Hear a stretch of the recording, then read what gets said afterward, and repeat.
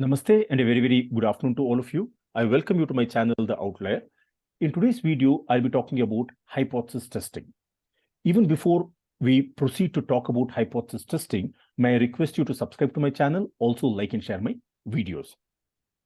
In today's video, I've got a very special guest with me, Janme Jay. I fondly call him as Jay. Now, Jay is a very soft-spoken, soft-hearted software engineer.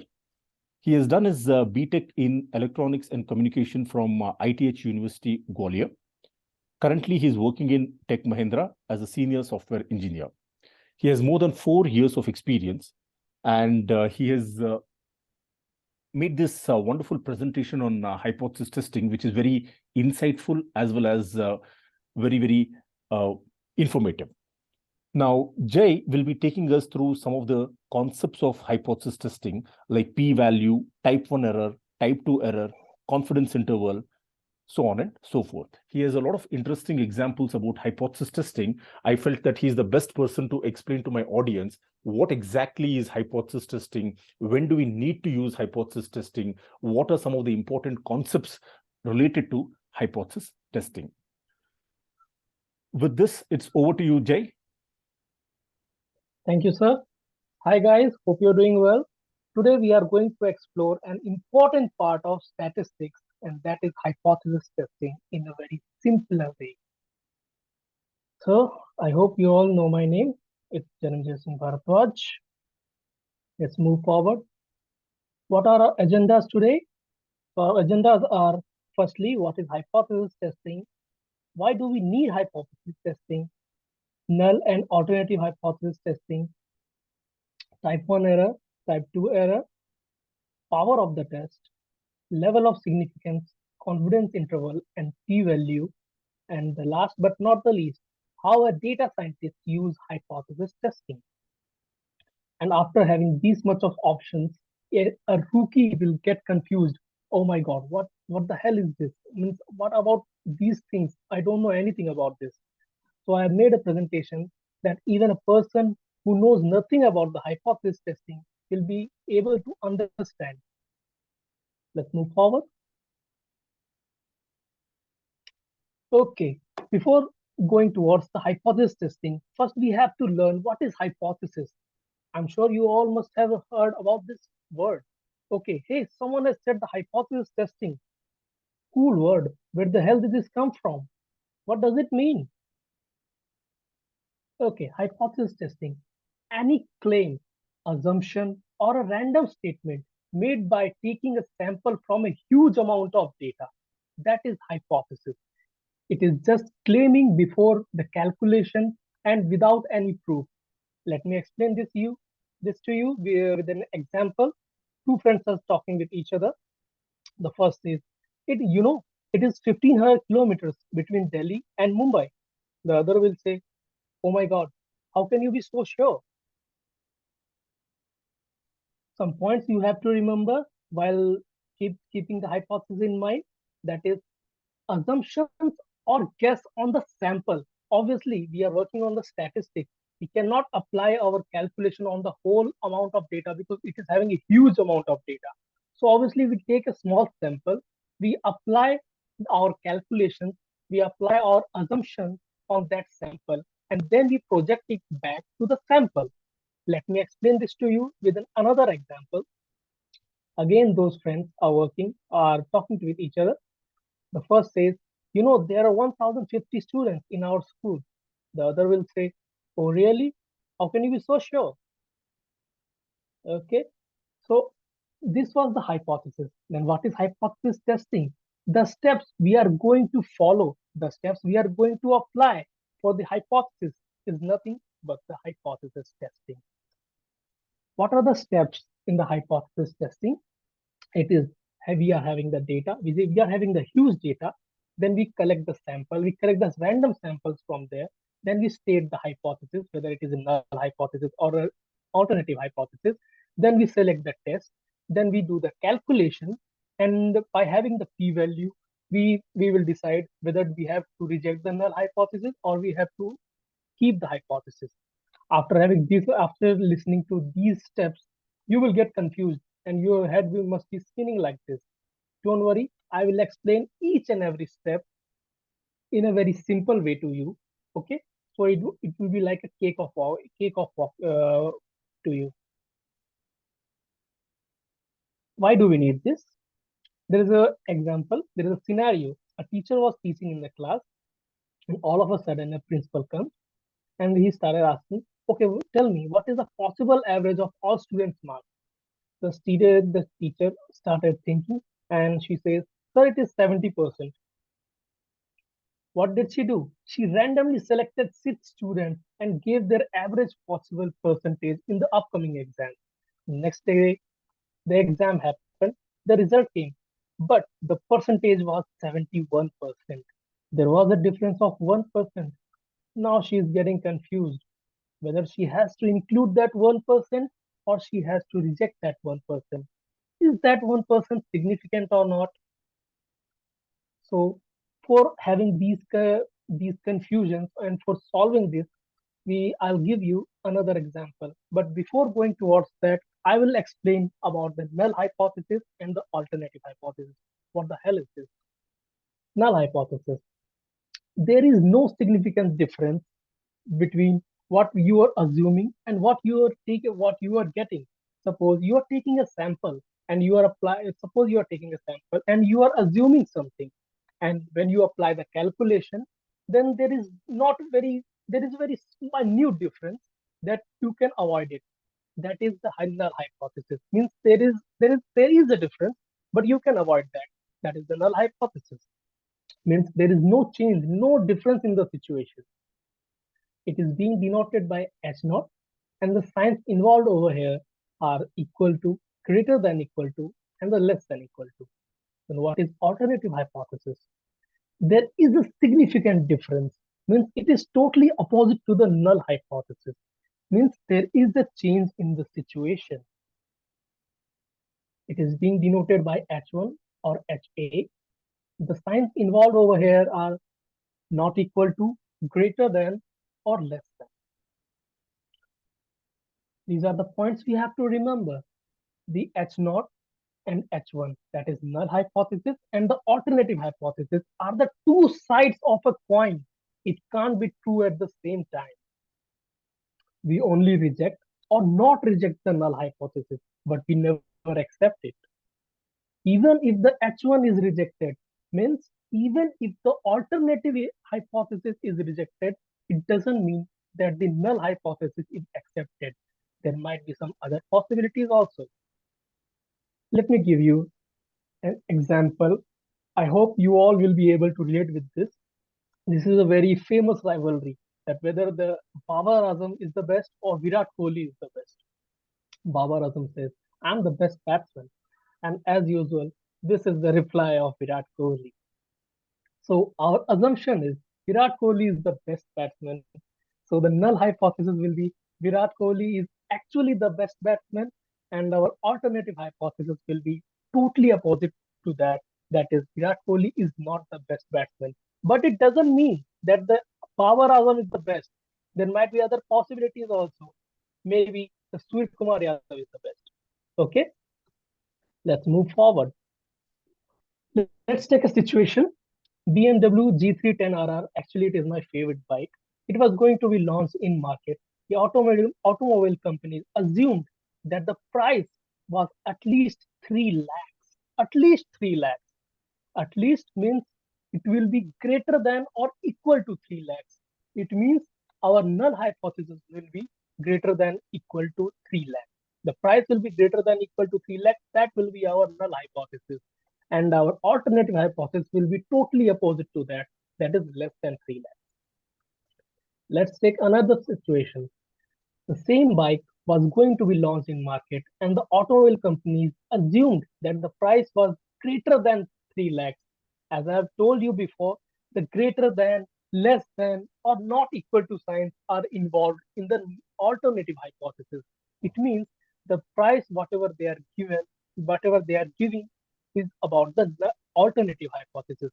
It means our null hypothesis will be totally opposite to that, and that will be our less than or equal to 3 lakhs. And the alternative hypothesis is, as usual, greater than 3 lakhs. So what is the flow chart? Means how do we have to apply this? Means what is the path for this? There's hypothesis. It is a plural of hypothesis. So there are two parts of hypothesis, the null hypothesis and the alternative hypothesis. We have to assume that. And second thing, we have to check only the null hypothesis, whether there is a difference or not.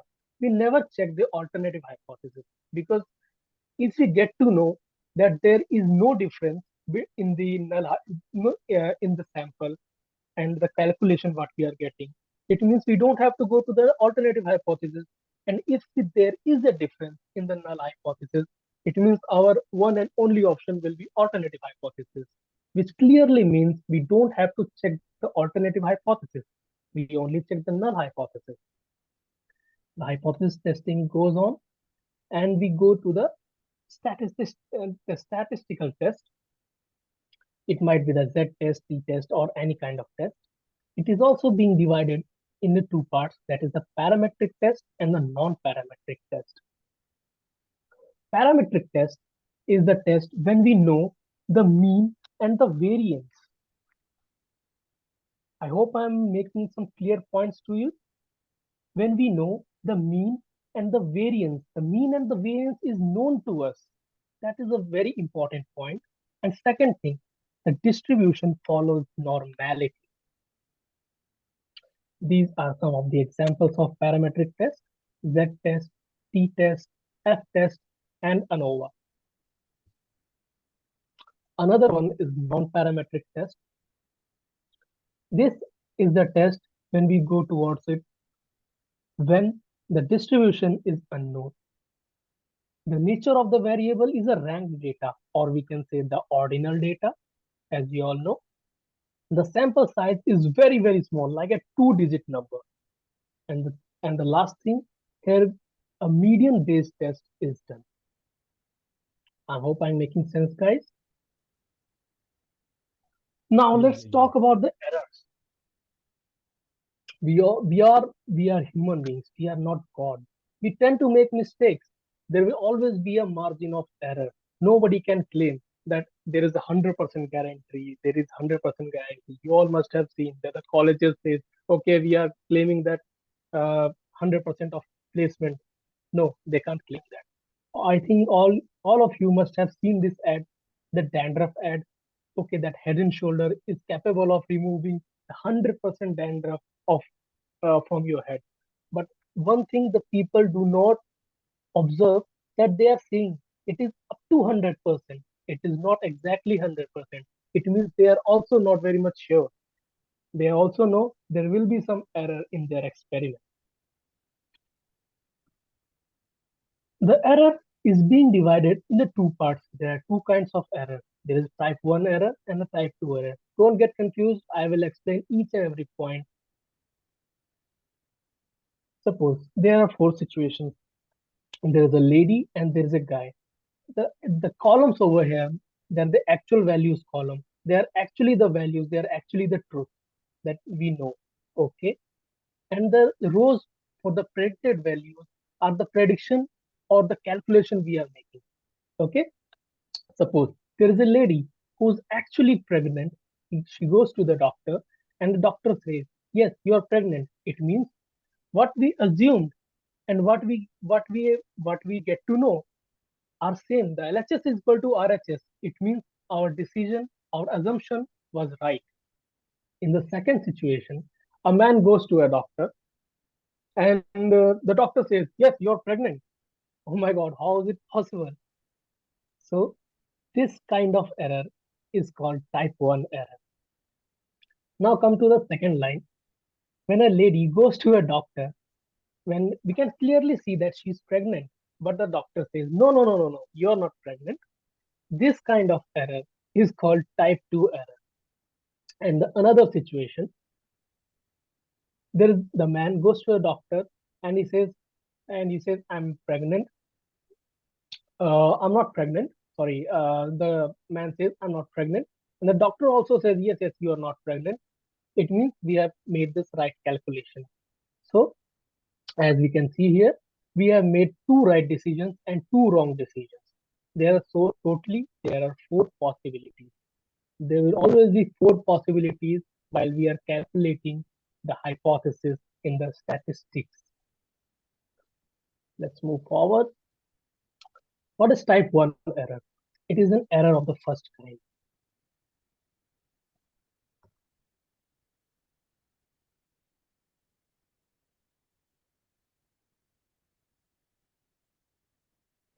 Okay, sorry, there was a network disruption. Yeah, it is the error of the first kind. When the H naught is true but rejected, means what we are assuming, what we are assuming, the null hypothesis is actually true, but it is being rejected. That is the type 1 error. It is compared with the false positive.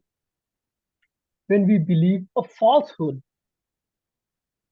the rate of the error is called alpha. The alpha is nothing but the significance level of the test, which is also known as the type 1 error. In the next slides, you might get confused between the type 1 error and the significance level because both of them are denoted by the alpha. But don't worry, the type 1 error and the significance level are same. I'm telling this to you in the beginning only. If the type 1 error is fixed at 5%, means there are about 5 chances in 100 that will reject the H naught when it is true. Means we tend to means we have the liberty to make 5 mistakes. Don't get confused. I will explain this to you with a very good example. Suppose there is an apple factory, and this is the employee, and the manager comes to him, and she says, "Okay, this is the carrot of apples. This is the carrot of 100 apples, and the you have to remove the rotten apples from the fine apples, but there is a limit. Suppose you make the mistake and you remove the fine apples from the carrot.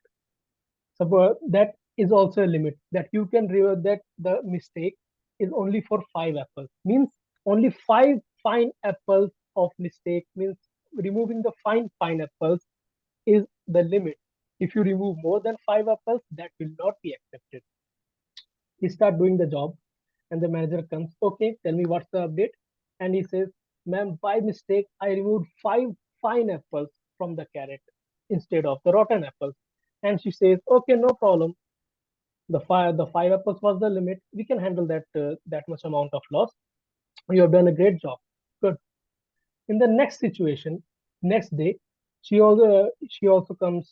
She comes to the employee, and she gives him the same job, but a mistake happened. He removed more than 5 fine apples from that carrot instead of the rotten apples. And the manager says, "No, no, it is not acceptable because the limit was 5. The alpha was set at 5. The type 1 error was set at 5. You had the liberty for making the mistake was only for 5 fine apples, not more than that. We cannot handle that much amount of loss." He had put so much of effort, and he asked the manager to reconsider his hard work, but the manager said,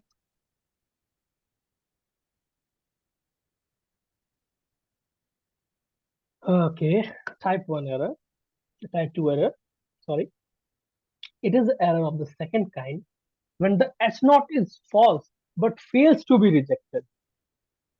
It is compared with the false negative when we fail to believe the truth. It fails to reject the null hypothesis when the alternative hypothesis is true. It means our null hypothesis is false. The rate of this error is being denoted by beta. Okay, let me give you a small example. When there is an accused who is actually guilty, all the witnesses and proofs were against him or her, but he gets a clean sheet. Means the judge failed to believe the truth. That is a type 2 error. Let me explain this to you with a not a real example, but a real example. I hope you all must be fond of some Bollywood movies. I will explain this to you with a Bollywood example. Don't worry. This is, I hope you all must have seen Rustam. It was a fantastic movie. We all know that he had shot that guy. He was guilty. All the evidences were against him. But still people praised him. When it was the decision time, the judge says, no, he is not guilty. This is called the type 2 error. When the H naught is false but fails to be rejected. And what is the H1? What is the type 1 error? For example, there was Jesus Christ. He was humble and polite in nature. He was a good person, but still he was crucified. It means that it means something bad has happened with a nice guy. It is a type 1 error. When the H naught is true but rejected, he was also rejected by the society. This is the type 1 error. I hope I'm making sense, guys. Okay, let's talk about the power of the test. It is the probability that our test will reject the null hypothesis when it is false. This is exactly what we want to do. The power of the test is being denoted by 1 minus beta. Now let's talk about the significance level. We have heard so many times the alpha, the significance level. What is significance level? It is how much risk we can afford. I hope I have already made some explanations about it, but let me explain this to you again. It is how much risk we can afford, that how much liberty we are giving to our mistakes. It is also called as type 1 error, as I have told you before. That Apple factory example, when the alpha was set at 5%, then what is confidence level? The confidence level is totally opposite to it. Suppose the confidence level is 90%, then for calculating the alpha, it is 1 minus confidence level, that is 1 minus 90%, which gives us 10%. By default, on the industrial level, the alpha is taken as 5%. Higher is the alpha, lower will the confidence limit. Higher is the confidence limit, lower will be the alpha. Higher is the confidence limit, lower will be the alpha. Let's move forward.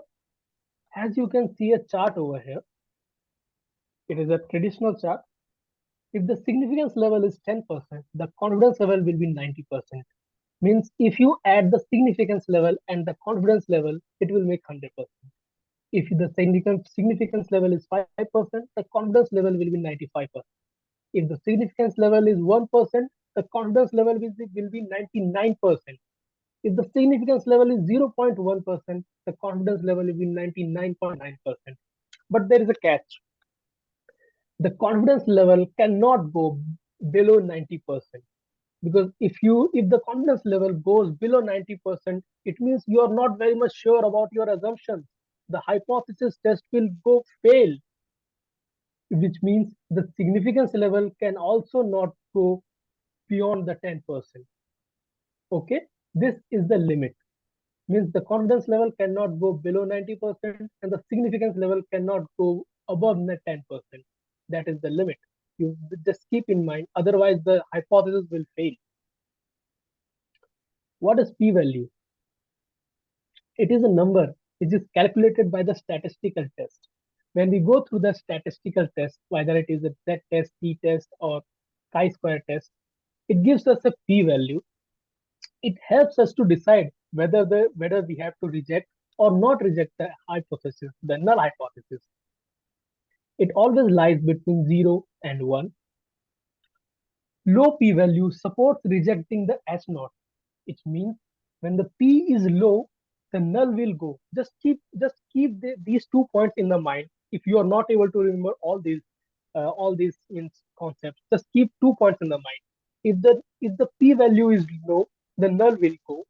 If the p is high, the null will fly. It means if there is a low p value, it means the null hypothesis will be rejected. If there is a high p value, the null hypothesis will not be rejected. P is being compared with the alpha. Means the p value is being compared with the significance level. If the p value is less than the alpha, it means the null hypothesis will be rejected. And if the p value is greater than the alpha, then the null hypothesis will not be rejected. These are like the two cousins. If the p-value is greater than if the p-value is greater, obviously the alpha is smaller. If the alpha increases, the p-value will get decreased. Let's move forward. We heard about the confidence level. Now we will learn about the confidence interval. How do we use this? How do a data scientist use the hypothesis testing? I will tell you that. But before moving towards the confidence interval, you have to know about what is point estimate. For example, uh, there is a teacher who is going to take the classes in the school. Okay, the principal asks him, okay, at what time you want to take the classes? He says, okay, sir, I will take the classes at 7:30. The principal says, are you sure?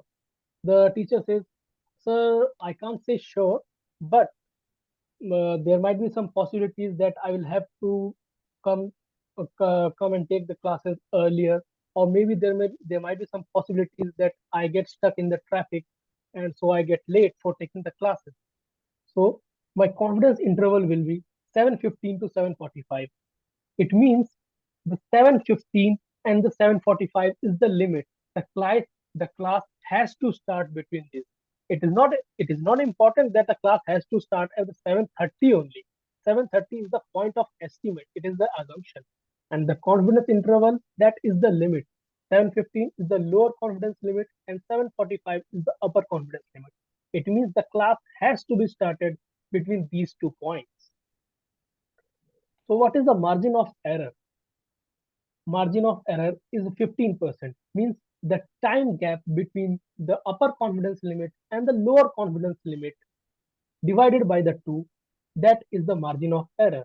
So 7:45 minus 7:15, which gives us 30 minutes, and that 30 minutes will be divided by 2, which gives us 15 minutes.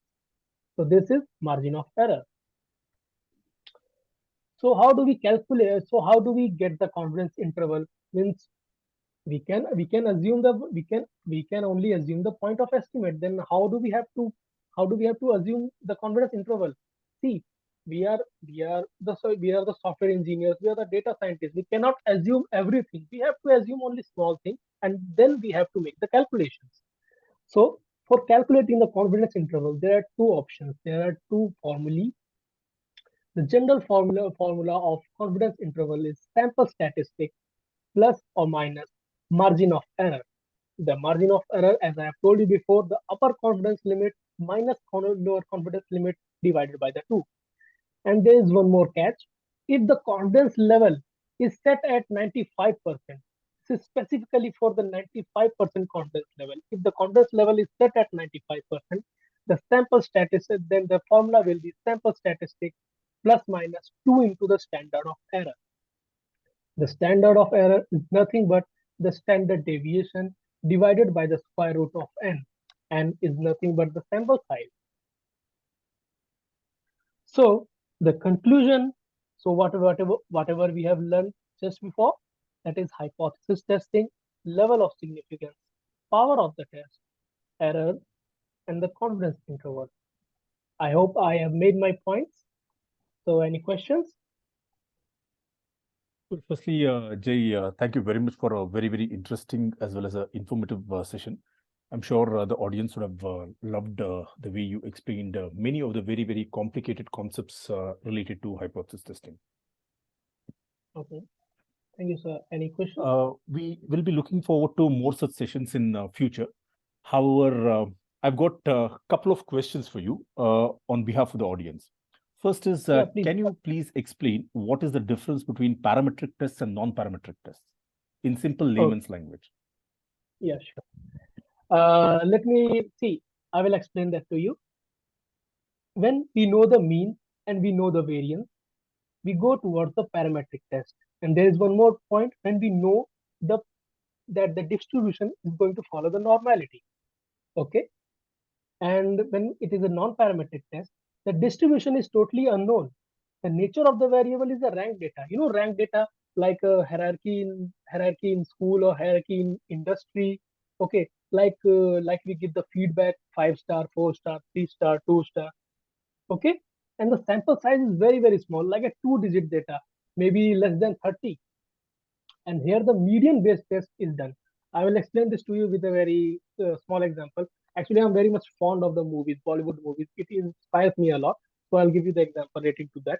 Suppose there is a guy who needs to do the calculations on the movies. So he will say, okay, just give me all the movie, just give me all the data about all the movies released in 2022. Means what was the revenue collection, what was the box office collection, uh, how much money they have spent in making that movie, and what was the language of that movie, who were the stars, and blah blah blah blah blah. Means he wants all the data. He wants everything. Okay, then he will do the further analysis on that data and do whatever he wants. So that is the parametric test. And when we come to the non-parametric test, that guy wants nothing. He just tells the other person, okay, I don't want all this crap, I don't want all that data, just give me the rank, which movie on the top, which movie was the second, which movie was the third, and which was the last movie. That's it. I just want only these things. That is a non-parametric test. Am I clear? Yes, very much. Jay, the second question would be, what exactly is the power of the test? Okay, power of the test. Power of You the can give a test is short nothing. reply. Yeah, you can give a Yeah, short sure. reply because we do not have much time. Yeah. Yeah, sure. The probability of rejecting the null hypothesis when it is false. No, the probability of avoiding the type 2 error. Means the probability of type 2 error increases, the power decreases. As we know the formula, na, that power is equal to 1 minus beta. So obviously when the probability of for the type 2 error increases, the power decreases. That is the power of the test, nothing else. Fantastic. Now, the third question would be, what's the difference between type 1 error and type 2 error? Okay, type 1 error and type 2 error. Rejecting the null hypothesis when it is true, that is the type 1 error. So the man go the a male goes to a doctor and the doctor says you're pregnant. I mean, what the hell is this? That is a type 1 error. And when it comes to a type 2 error, means we can clearly see the truth. Means there is a pregnant lady, she goes to a doctor and the doctor says you're not pregnant. That is the type 2 error. Right. Nextly, many times people get confused when they make a decision in terms of p-value, right?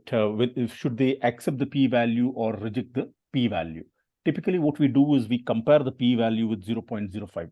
Jay, is there any simple thumb rule that the participants can keep in mind to make a decision based on the p-value? As I have told you before, just keep in mind that there are 2 points. If the if the p value is low, you will reject the null hypothesis. Okay, means just keep the two dialogues. The p is low, the null will go. The p is high, the null will fly. Okay, if the Right. p value, am I making it clear? If the p Yes, value yes, is low, definitely. whatever the number we are getting, is it lying within the confidence interval or not? That's it. Right. I think the audio was slightly unclear. So, for the benefit of the audience, I'd like to repeat what Jay said. Jay was saying that keep a simple thumb rule in mind. If the P is low, null will go. And if the P is high, null will fly. It simply means that when you get a very, very low P value, which is less than 0.05, you take a decision to reject the null hypothesis. And when the P value is higher, that is, it is greater than 0.05, your null will fly, implying that when the P value is greater than 0.05, you fail to reject your null hypothesis. The fifth and the last question, what is the relationship between significance level and confidence level? See, the significance level and the confidence level are totally opposite to each other. If the significance level, if you are setting a significance level of suppose of 5%, it means the confidence interval or the confidence level will be 95%. It means if you add the significance level and the confidence level, it will give you it will give you 100%. Significance level is nothing but the liberty you are giving to the mistake means how much risk you can take. Okay, as I have given you the example of apple factory, right? The five apples was the limit. You cannot remove more than five apples. Okay, that was significance level, and the confidence level was 95%. Okay, suppose there is a test. You have to suppose there is a test, and out of 10 you scored 7. So you will score 7. Someone asks you, okay, how can you so sure that you will score 7? You will say, I'm 95% confident that I will score 7. So it means there is a liberty of 5% that you might not be right. And suppose you got only 6, means you were assuming 7 and you've got 6. Means what is the difference? That is 1 mark difference. And what is the percentage of that 1 mark? That is a 10%. It means there is a difference of 10%, but the alpha was set at 5%. It means your assumption was wrong. But suppose you get 6.5%, so the difference between the 6.5 and 7 is 0.5. It means it is 5%. So your assumption was right. Am I clear? Definitely. Thank you very much, Jay. Let me quickly paraphrase what Jay was saying. So there's a very interesting relationship between the significance level and the confidence level. There's an inverse relationship there's an inverse relationship between the significance level and the confidence level. If you choose a significance level of 1%, the confidence level will be 99%. If you were to increase the significance level to 5%, the confidence level will drop down to 95%. If you further increase the significance level to 10%, the confidence level will drop to 90%. So there's an inverse relationship between significance level and confidence level. So with this, we have come. Yes, you want to say something, Jay? Yeah, I'm very, very sorry I interrupted you. There's a bit of Jay, there's a bit of an audio issue from your side. Hello. So yeah, there's a bit of an audio issue. So since we are running out of time, what I'd like to do is I'd like to quickly thank Jay for his time. Thank you very much, Jay. We will be looking forward to more such sessions. You have covered a lot of topics in such a short span of time. We are very, very grateful to you. Thank you also for taking some of the questions, guys. With this, we have come to the end of today's video. I thank you very much for watching this particular video. I request you to subscribe to my channel, also like and share my videos. Thank you very much. Have a great day ahead.